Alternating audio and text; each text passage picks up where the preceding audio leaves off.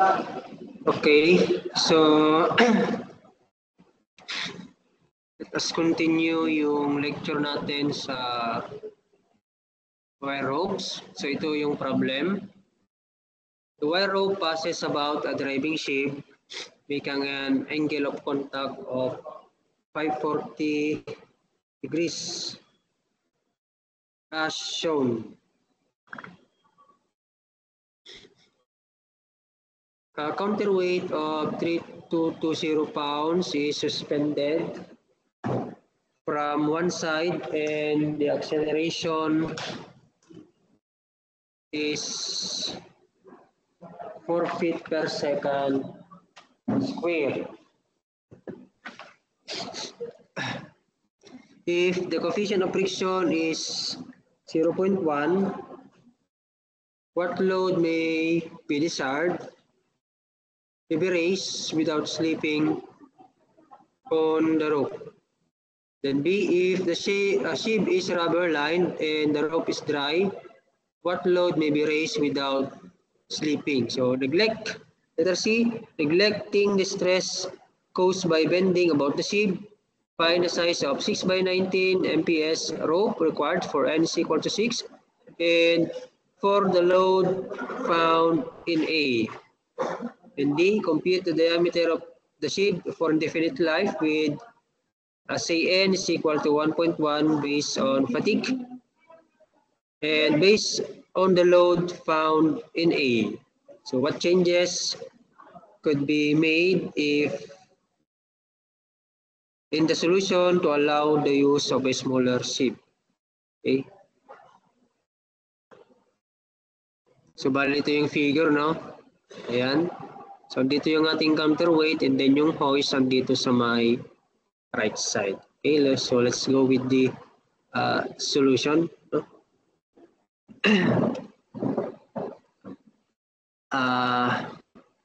So yung given is ano ba yung mga given?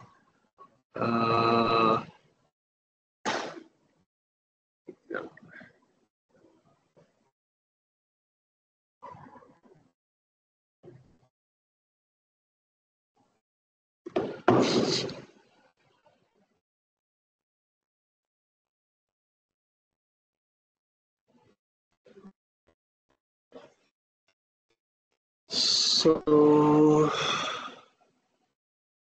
yung angle of contact is 40 degrees or that is equal to 3 pi radian, no?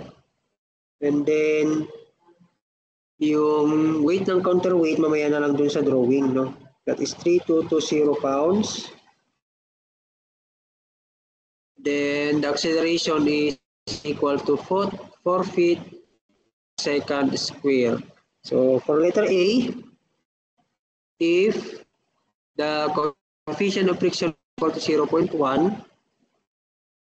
so what load may be raised without slipping on the road? So ano daw yung, for example, yung i-task natin ay yung weight, no? So let us draw. So bali dalawa yon. So gawin na lang natin simple, no? Yung ating drawing. Although dalawa yung sheave dito. Ayan. Kaya dito yung counterweight sa kabila. It says 3.22 kips to. Okay, and then ito naman yung ating weight. So binigay yung acceleration.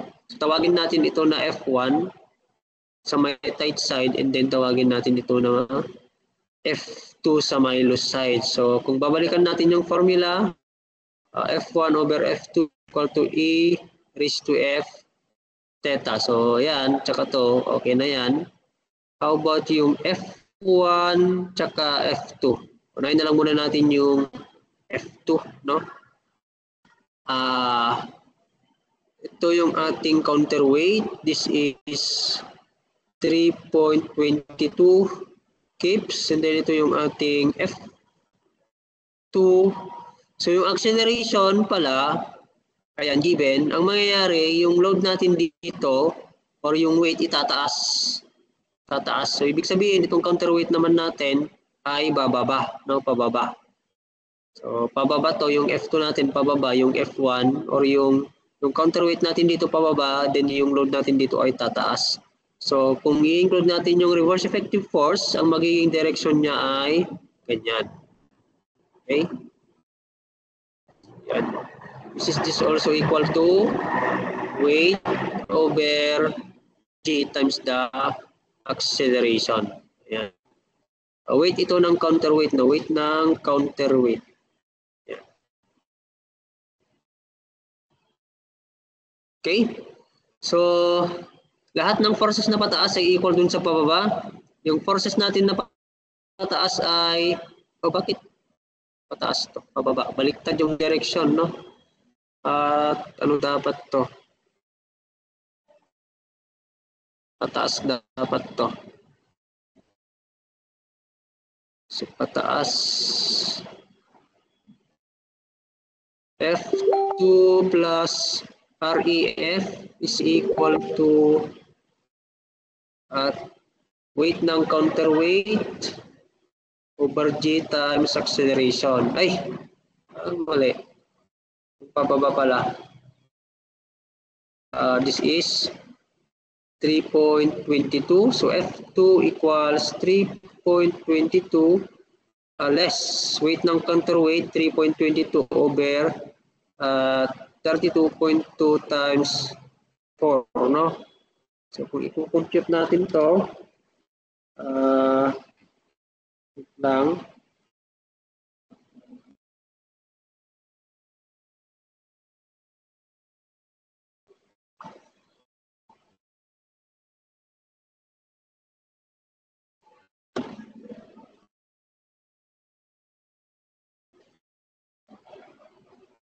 So this is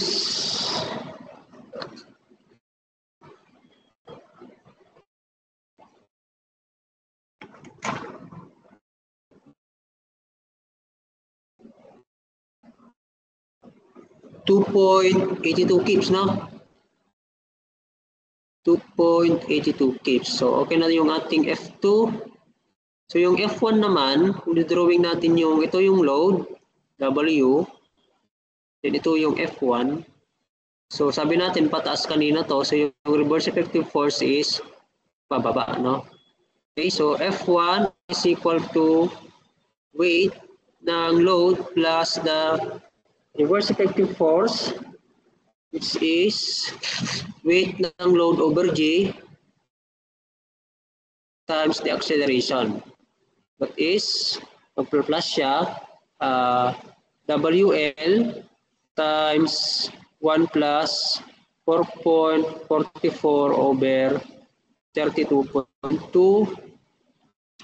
This will become 1.2 1.1242 ng weight ng load. Okay, so check na natin yung F1. Yung F1 natin naka-express in terms of ano nga lang, no? Weight ng load. So yung F1 is 1.1242 WL over F2 is 2.82 is equal to E 0.1 times 3 pi. So lalabas na weight ng load na makukompute natin dyan is 6.44 kips. Ayan. That is for letter A. And then for letter B, okay, ano daw yung load? Ito. Find daw yung weight ng load if yung gagamitin nating sim ay rubber. Okay, rubber line, no? Okay, tapos dry pa siya. Okay? Ayan. So kung titingnan natin yung reference book natin, the design of machine elements by Peirce, makikita natin dito, sabi dito, yan o. Rubber or leather lined sheave, sabi niya. Kapag dry daw, that is 0.5 0.495, no? So, from page, anong page na ba ito?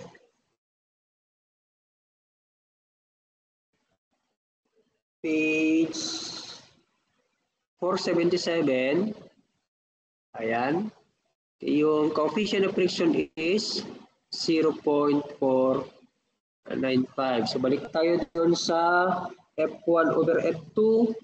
So, ang F1 natin is 1.1242 WL over F2. Nakuha na natin yung F2 kanina. Hindi magbabago yung F2, no? Kasi hindi naman nabago yung acceleration. Sarin lang. Ang mabago lang dito yung weight ng load. Okay? So, this is 2.82 is equal to E3 pi times 0.495. So, lalabas na ang weight ng load kapag dry, tsaka ano ay, ang taas 266.4. So, akalain mo, so, dahil dun sa taas ng friction na yan is laki ng load na pwedeng maitaas. Ayan. Okay? And then, for letter C, hanapin daw natin yung size ng row, dr. Okay? Based on A, okay? That is, if ang n natin doon ay equal to 6, in which FB is equal to 0. Okay? So kapag in terms of FB, no, kapag included na ang FB diyan, ang n or yung formula natin for the factor of safety is yung ginagamit natin kapag static, no? Ano pa ba? And then FB, kasi nga ang SB natin dito is 0. Yun yung sabi niya, no? Ayan. Okay. Which the material is for 6/19 na MPS. Okay, so balikan natin, kung babalikan natin yung formula, N is equal to FU. Yung FB, wag na natin ilagay dito kasi nga 0 over FT. O, yun yung nakalagay sa book, no? In which ang FT ngayon dito is equal to F1. Kasi nga mas mataas yung tension sa may F1 kaysa doon sa may F2. Parehas yun. Parehas na. Pagdating dito, parehas na yung FT tsaka yung F1 natin. So, given to, tapos ito is based on A pala, no? Based on A. On A. Itong FT natin, nakuha na natin yan kay ito kay A, yan, 6.44. Yan. So, FU. Okay, paano kaya yung FU? Kung babalikan natin yung table 8028, saan na nga ba yung table 8028 na yan?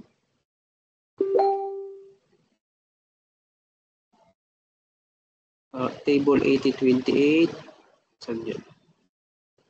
Oops, wala. Table 8028. Wala.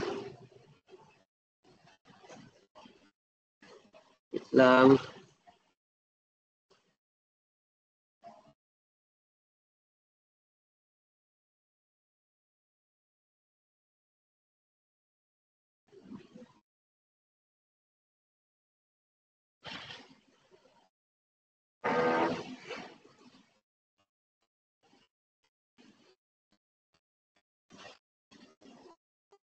Naku, mabagal.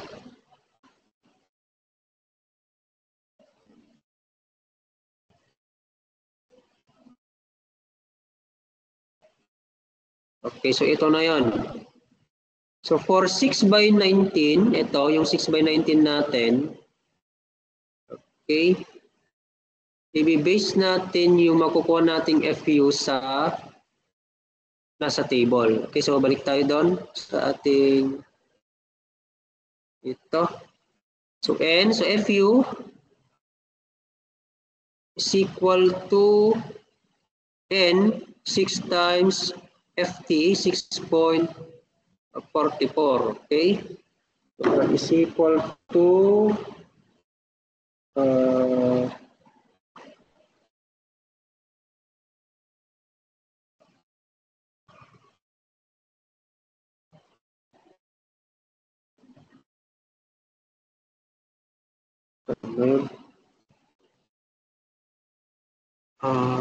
6.44 ba yung nakuha dito kanina? FT 6.44. Tama.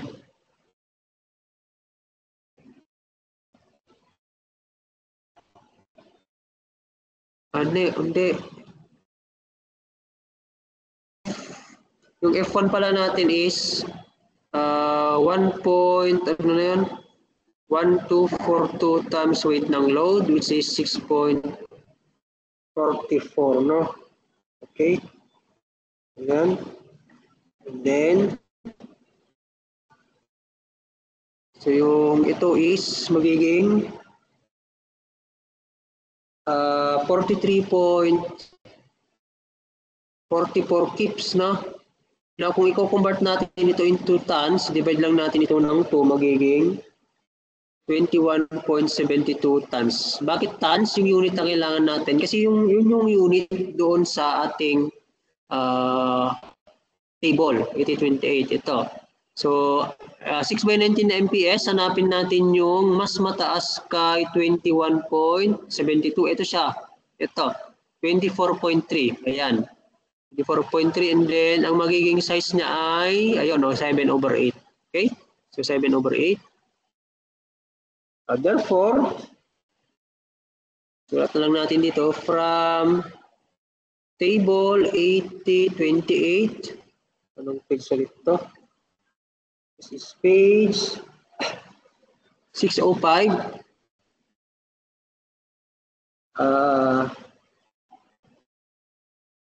Tapos MPS tayo. Ang diameter ng rope is 7/8 inch. Okay, so yan yung magiging size ng rope. Okay. Ayan. Okay. From which, sabihin na lang natin dito, from which FU niya ay 24.3 tons. Ilagay natin dito para maliwanag, no? Okay. So for letter D, na lang ulit tayo ng panibagong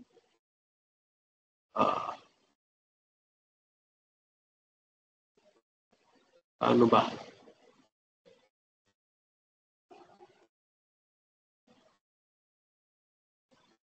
Ano magumawa ulit ng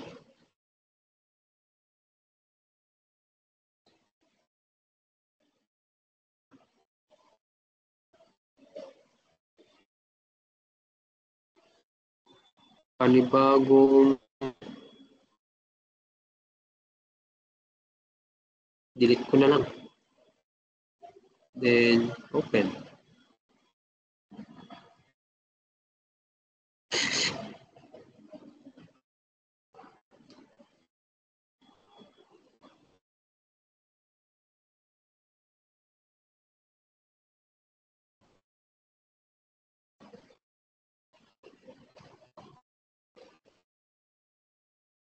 Okay, so balik tayo dun sa letter D. So sabi dun sa letter D, if n is equal to 1.1 based on fatigue, no? Usually kapag fatigue talaga, mas maliit yung factor of safety, no? Compared kay static. Ayan, no, kung titignan ninyo, 1.1 lang sa kanya. Determine, find down natin yung GS. Okay? So balik tayo dun sa equation na ginagamit natin kapag fatigue ang pinag-usapan. That is equation W, page 473, no?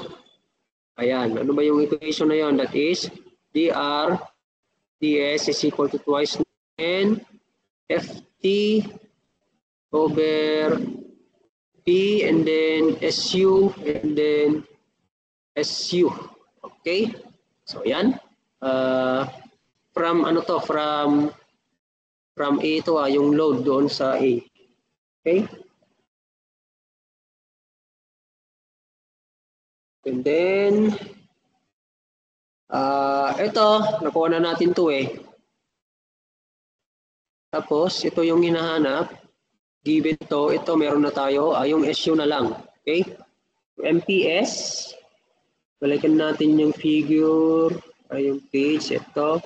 Ayan o, kapag MPS, mild flow steel, yan yung kanyang SU. 180, nasa pagitan ng 180 to 210. So kunin natin yung average. Okay. So from page 471, mild flow steel, that is, ang kanyang SU ay nasa pagitan ng 180 to 210. Now, kukunin natin yung SU na average dito, yung i-apply natin dyan, which is equal to 195 PSI. So, okay na rin ito. Ito yung hahanapin kasi natin, no? Wait. Hindi, hinahanap pala yung DS. Okay? Now, ang sabi pala dito, nakalimutan kong nilagay, indefinite, ibig sabihin,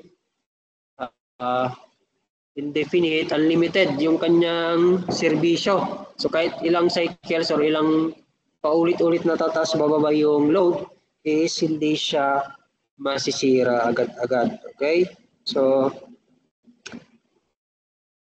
balikan natin yung, meron ding part dito na sinabi, asan na kaya yun? Ito pala. Ayan. Okay? Dito, ayan. Okay, we note that, sabi niya, we note that indefinite life may be obtained when P over SU is equal or less than 0.0015.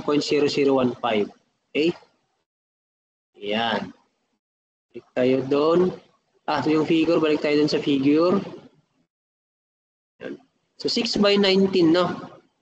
6 by 19. Hanapin natin na yung line ng 6 by 19 na kung saan ay almost horizontal na siya, no? So horizontal ito sa banda yan, no. Yan. So horizontal na sa dito banda. So pagdating dito, ayan.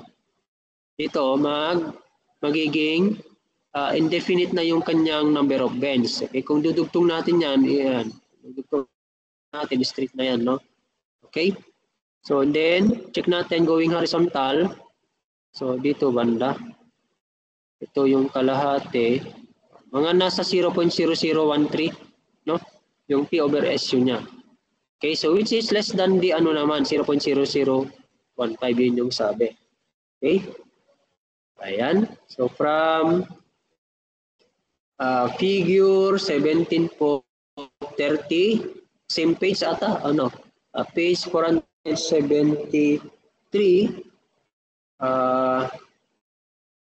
for 6 by 19 indefinite. Okay, yung P over SU niya ay 0.0013. Okay, which is less than yung 0.0015. So lagay na lang natin dito na confirm. Yeah. Dan nga siya. Less than or equal, no? Yun yung sabi ng libro. So, okay na rin to. So, masosolve na natin yung diameter ng sheave. 7 over 8 ito. Tapos ito ay DS. Tapos, 2N, 1.1. F1 natin kanina is, ano ba yung F1 natin kanina? Hindi natin multiply, no? So, 1.1242 times 6.44 divided by, so 7.24 ata to, itong buong yan. 0.0013 times 195. So lalabas na ang sheave diameter is equal to, ayan, i-round na natin to, no? Yung lalabas magiging 72 inch, rounded. Okay, so yan. But, balikan natin yung table 8028. May mga sinasabi dito na minimum sheave diameter. Okay. So, minimum is 30 dr. Tapos yung desirable is 45 dr. Okay? So, verify din natin kung pasok na siya dito. So, DS minimum is equal to ano na ba yung 30 ng dr. 30 dr. So, kung i-substitute natin yung 7/8, liliit pa nga, no? Ayan. 30 times 7/8, that is equal to 26.25. Okay? Okay, lagay na lang natin dito kasi mas malaki naman yung 72, no? And then, ang DS na desirable is equal to 45 dr. So, 45 times 7/8. So, this is equal to 39.375, okay, inch. So, still, no? So, ang DS natin is greater than DS minimum, which is also greater than,